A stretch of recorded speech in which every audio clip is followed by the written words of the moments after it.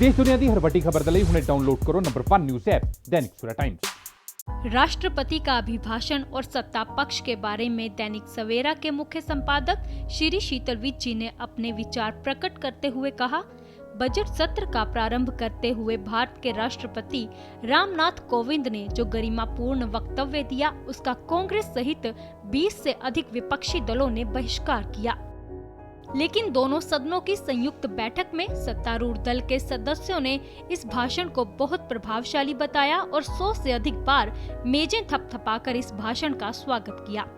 इस अभिभाषण की मुख्य बातों में राष्ट्रपति ने केंद्र के 3 नए कृषि कानूनों का पूरी तरह से समर्थन किया और गणतंत्र दिवस पर प्रदर्शनकारी किसानों की ट्रैक्टर परेड के दौरान लाल किले पर धार्मिक ध्वज लहराए जाने की घटना को दुर्भाग्यपूर्ण करार दिया।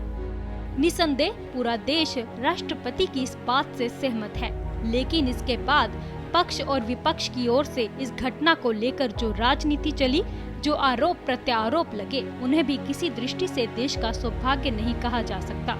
जहां तक देश के सैन्य बलों का ताल्लुक है, गलवान घाटी में बलिदान देने वाले सैनिकों के प्रति राष्ट्रपति ने कृतज्ञता जताई और कहा कि वे देश के राष्ट्रहित की सुरक्षा के लिए प्रतिबद्ध रहें। लेकिन आज जो सैनिक देश की सरहदों पर अपनी जानें वार रहे हैं, उनमें से बहुत तो किसान परिवारों से आए हैं। इसलिए इस कृषि प्रधान देश का नारा हमेशा रहा, जय जवान जय किसान। आज भी भारत में 63% किसान हैं और उनकी असहमति, उनका असंतोष जो इस तरह की दुर्भाग्यपूर्ण घटनाओं की आधार भूमि बनता है, उसे जल्द से जल्द दूर होना चाहिए। संभवतः प्रधानमंत्री ने इसी समय सदन में जो बात कही कि बजट सत्र में उत्तम मंथन से उत्तम अमृत निकले, क्या इसका अर्थ वह अमृत ही है जो स्नेह और सौहार्द से पैदा होता है, नई समझ से पैदा होता है। प्रधानमंत्री का आशय कटुता से परे जाकर नई समझदारी पैदा करना हो सकता है कि जिसमें किसान और मजदूर और जवान और देश का आम आदमी कदम से कदम मिलाकर आगे चल सके। राष्ट्रपति ने जो कहा उसे निश्चय ही सत्ता पक्ष ने बहुत सराहा है। उन्होंने उच्चतम न्यायालय का सम्मान करते हुए कहा कि कृषि कानूनों पर सरकार उच्चतम न्यायालय के आदेशों का पूरा पालन करेगी। उन्होंने कहा कि संविधान हमें अभिव्यक्ति की आजादी का अधिकार देता है, लेकिन ये भी कहा कि कानून और नियम का भी उतनी ही गंभीरता से पालन होना चाहिए। निश्चय ही इस अगंभीरता के कारण ही गणतंत्र दिवस और उसके बाद के दिनों में हुई आपसी लांछनबाजी कहीं भी असंघर्षित पक्षों की गंभीरता नहीं दिखाती।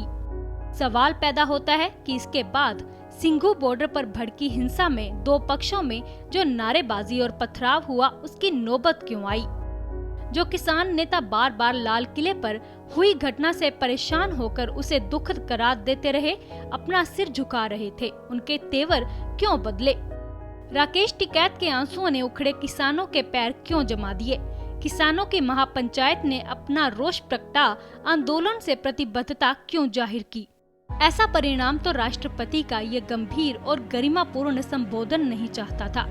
निश्चय ही कोरोना का सामना करने में, कोरोना उपचार के लिए टीके इजाद करने का वातावरण प्रदान करने में और अब देश में कोरोना की दूसरी लहर के सैलाब को रोक सकने की सरकारी उपलब्धियां कम नहीं। इन उपलब्धियों का जिक्र राष्ट्रपति अभिभाषण में था और सदस्यों ने 107 बार मेजें थपथपाकर इसका स्वागत किया। राष्ट्रपति कोविंद ने कहा कि सरकार किसानों का भ्रम दूर करने के लिए पूरी तरह तैयार है। ग्रामीण क्षेत्रों में सुधार के लिए ग्रामीण सड़क योजना के तहत 1,25,000 सड़कों को अपग्रेड किया जा रहा है।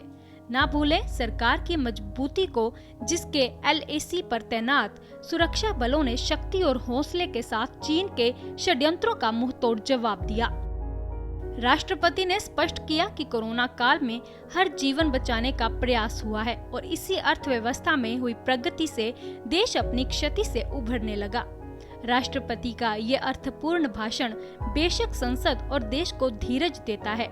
क्या ही अच्छा हो कि अगर इस समय देश के रीढ़ की हड्डी किसानों की उचित शिकायतों का निराकरण करके अगले आर्थिक वर्ष में इस देश को एक आदर्श कृषक देश बना दिया जाए। Shri Sheetal Vij. All world open challenge 17 time gold medallist Mian Rafiq Mohammad, पंडित, मौलवी, बेगम, तांत्रिक, इन्हां चोरा ठग्गां तो सावधान। स्पेशलिस्ट वशीकरण, सट्टा नंबर, लव मैरिज, पति पत्नी च अनबन, विदेश च पक्का होना, कारोबार दा ना चलना, सिर्फ 31 घंटियां विच समाधान। फ्री फ्री फ्री मियां रफीक मोहम्मद। मोबाइल 84 374 94 647, 84 374 94 648।